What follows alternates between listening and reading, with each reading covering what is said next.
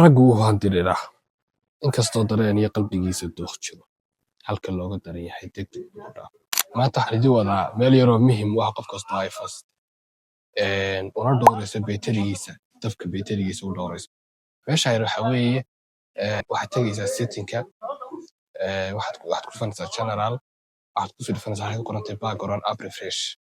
kadib halkaas hadday ku furan tahay xagga sare waa iska xidhaysaa halkan maxay haddaba qabanaysaa waxay samaynaysaa moojinaad aragteen mobilkiina imika tusaale ahaan isagoo maraya 60 baad dhulka dhigteen idinkoo isticmaalayn waxaad ugu timaadeen mobilkiina 59 maraya ama 58 haddaba adigoon isticmaalayn oo ama 1% ka jaray ama 2 iligis ka riday adigoon isticmaalin sababtu waxa weeye applications baa furan oo iyagu si automatic ah u isticmaalmaya oo u socda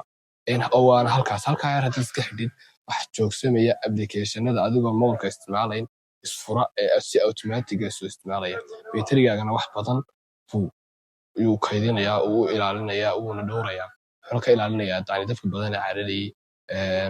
muxuu ahaa doo baytariga markii ka dhaco kale oo adigu baytari safety aad buu ilaalinayaa marka qof kastoo iPhone 6 halkaas u furan tahay iska xidha